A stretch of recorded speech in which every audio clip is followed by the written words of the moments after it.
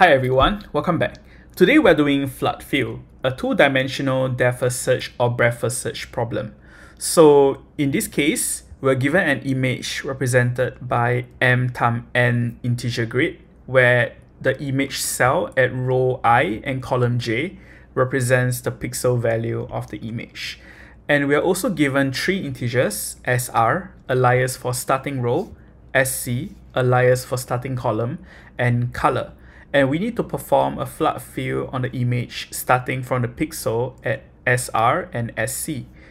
To perform a flood fill, we have to consider the starting pixel, which is at SR and SC, and plus any pixels connected four directionally to the starting pixel of the same color as the starting pixel.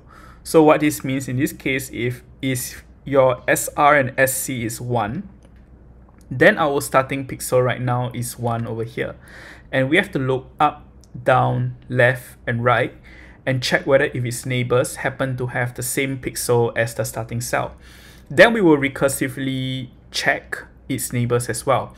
And by any chance, if the starting, so for the starting column, row and column, we will replace it with the color that is provided to us. So in this case, we will change this 1 to 2, and we will proceed to perform this recursive check on its neighbors and convert the neighbors to have a color of 2 as well if they happen to share the same pixel as the starting cell. And we will continue to do this recursively and check the neighbors of each of these cells over here. So this is the final result. We will get these cells being converted to the same color as the input color over here.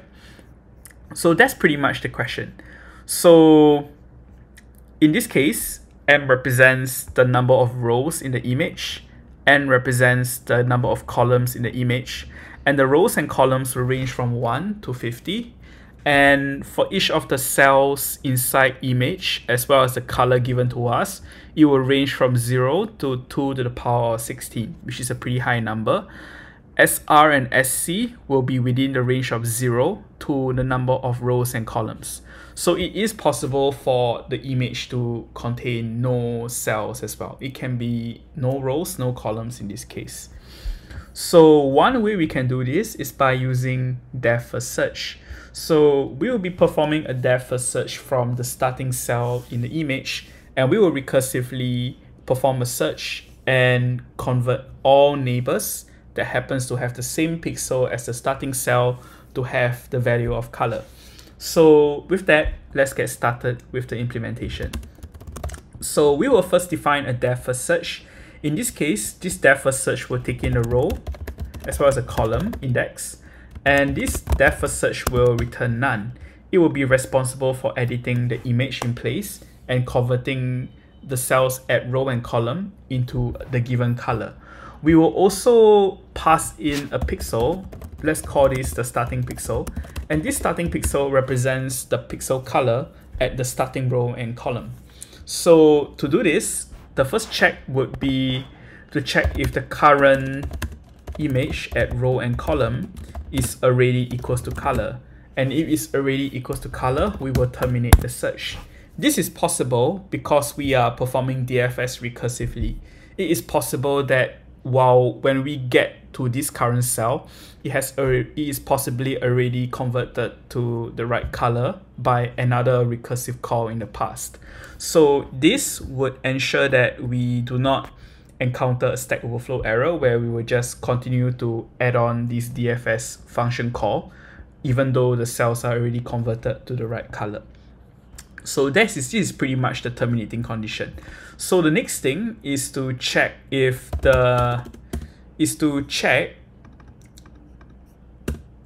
create 4 dimensions, I guess. Let's define a directional list. And this directional list represents the 4 directions that we'll be exploring from the current row and column. So in this case, I guess there's also one step that I have to do, which is to set this current cell at row and column to take on the value of color. So once done, then we will perform the depth first search up, down, left, and right in this order. So this list will contain 4 directions, and these 4 directions will be represented by tuples. and each tuple in this case represents the row and the column. So let's call this perhaps row column directional list. This might be more readable. So in this case, we will define the up direction. In this case, the up direction means we use the current new row will be row plus this number. So in this case, this will have the net effect of having an upward cell check. Then let's do a downward cell check as well by adding 1 to our current row. And we also have a left check. We will add this -1 to our column, and this will have a net effect of checking to the left. And similarly, we will have a direction to check towards the right. So once we're done, we can iterate through these rows and columns in row column directional list. Let's call this change in row and change in column. In change in column, I'm aliasing change as D in this case. And let's get the new row as well as the new column as the sum of the current row together with the change in row and the column with the change in column. So the next check is to see whether if our rows and columns are valid in this case.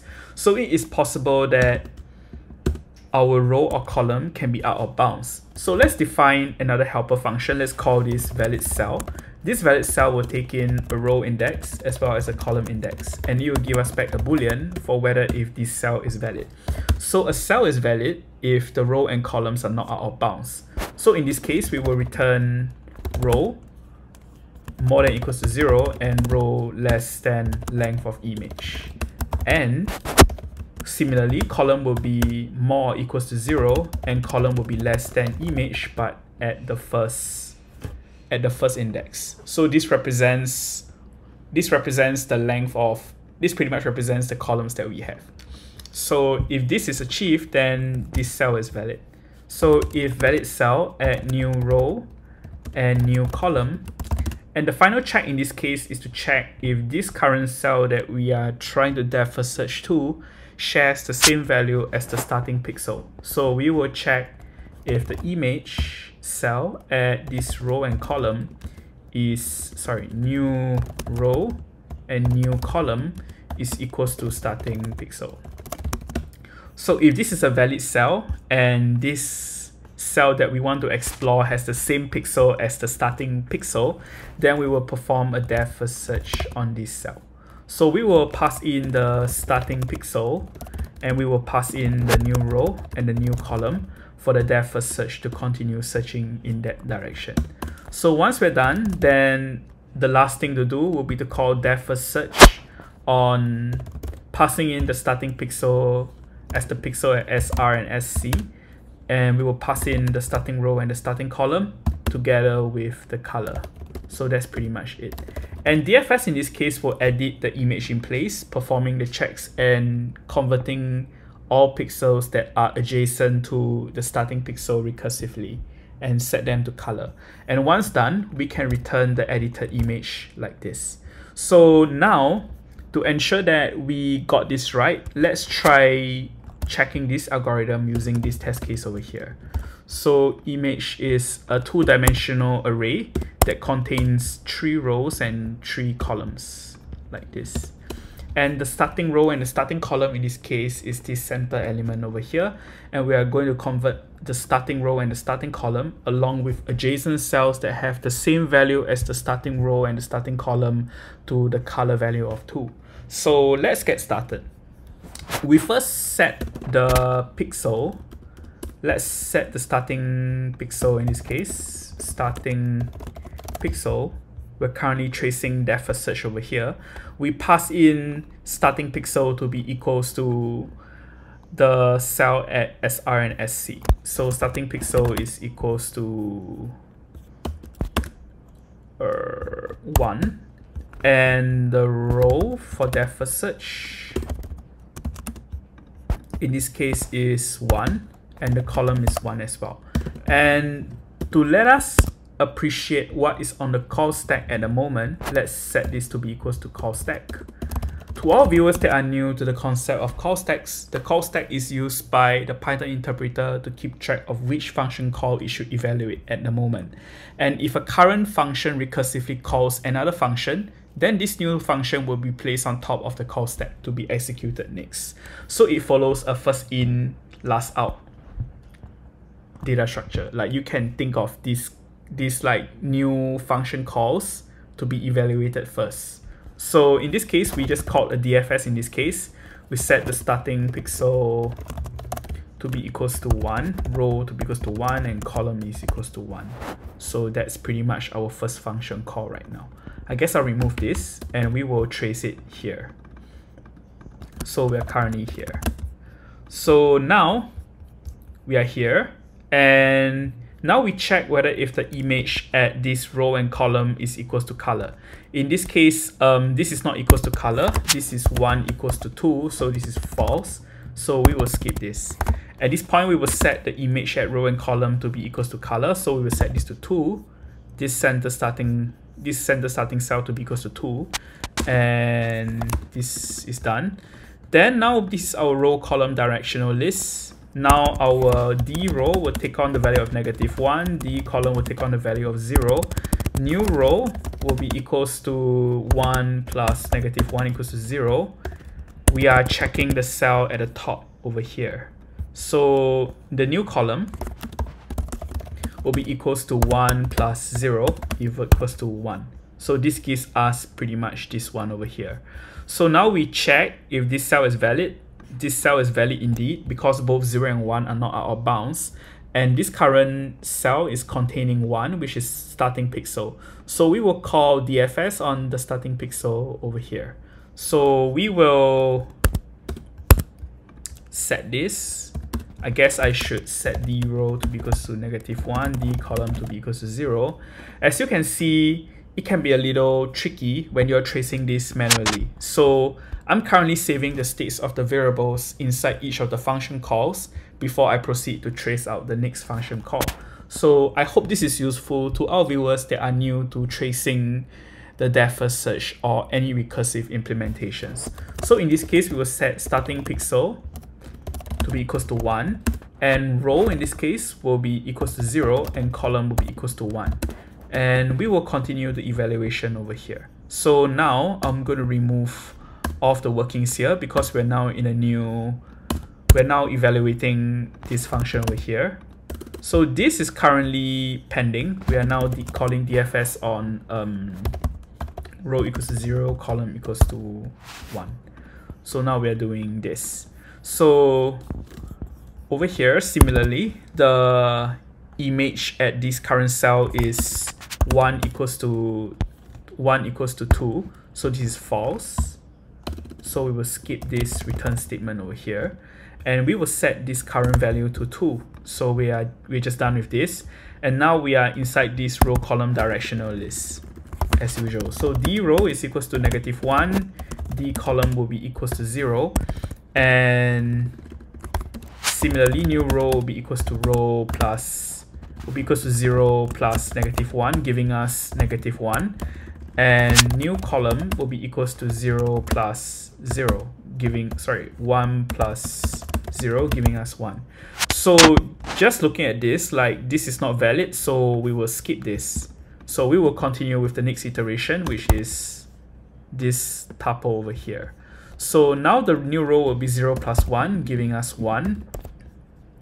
And the new column will be 1, 1. So in this case, this is valid. This is valid, and the image is indeed the image at this new row column. The image over here in the cell at 1, 1 is not equals to starting pixel anymore. Starting pixel is equals to 1, but its current value is 2. So this is false. So similarly, we're done with this evaluation over here as well. So we will move on. D row will now take on 0, but D column will now take on -1. We are looking at the third item in the row column directional list. So the new row will be equals to 0 plus 0, giving us 0.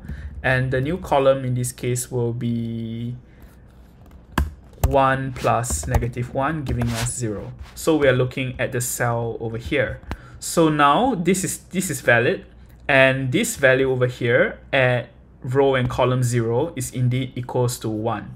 So we will perform DFS on it as well. So now we're going to create a new function call. D row is now equals to 0, D column is equals to -1, and we're calling DFS row equals to 0, column equals to 0. So we will create a DFS starting pixel equals to 1, row equals to 0, column equals to 0. So now we pass on control to this new function call over here. So now we're looking at this value over here. 1 is equals to, in this case, this value 1 is not equals to 2 as well. So we skip this for this evaluation. And we are back to this for loop, but this time for cell 0, 0. So in this case, D row is equals to -1, D column equals to 0. We're at the first item in row column directional list. New row is equals to, new row in this case will be equals to 0 plus -1, and new column will be equals to 0 plus 0. But as you can see, this value is invalid already, so we will skip this. We will move on to the next row and column. So this is 0 plus 1 gives us 1, 0. So 1, 0, we're looking at this value over here. Oh yes, actually I forgot to change this value to 2 over here on line 26. But you get the idea. So now we are performing DFS downwards. So we're now performing DFS over here. So similarly, in this case, we will create a DFS again, and the starting pixel will be equals to 1, row will be equals to 1, column equals to 0. But as you can see, it will take us quite a bit of time to evaluate all of this, but you can see that the search follows a depth-like fashion. We started off from this cell, we searched upwards, and by searching upwards, we perform a depth first search towards the left, and the depth first search checked the top was invalid, checked the left was invalid, and we proceeded downwards, and we perform like a snake-like pattern, a depth first search like search. So you can see that the tracing of recursive functions can be very difficult. Personally, under interview conditions, I probably wouldn't trace out the whole flow, like the whole logic of depth first search. But by tracing out the first few steps of depth first search in this case, you can roughly see how this algorithm will likely work out, and it also gives us the chance to catch any errors that we make at any point of time. So at this point of time, I'm going to stop tracing right here because it's going to take quite a bit of time. But I hope that this demonstration was a good demonstration for how we should trace recursive implementations. So now that this works, let's try running this against some test cases. Okay, I guess I made a mistake here. As you can see, even if we trace it out, sometimes we can still make mistakes. So yeah, let's run this code again. 3 position arguments, but 4 were given. Did I pass in? Ah yes, I didn't pass in a color. That's embarrassing, but please be careful not to make mistakes like I did. Check the implementation properly before we submit it. So that's pretty much it. As you can see, this was a pretty decent implementation of depth first search. So with that, let's try to analyze the time and space complexity in this case.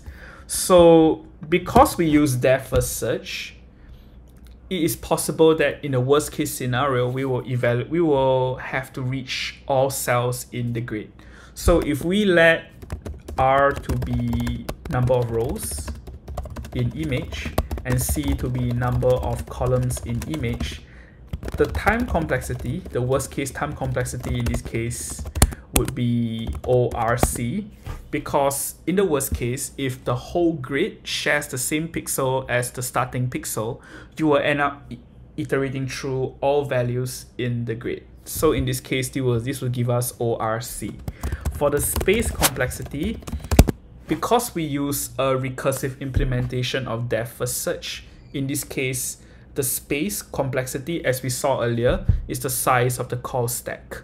So in the worst case scenario, if your whole grid is connected, then you're going to have a lot of function calls in your call stack, just like we observed just now.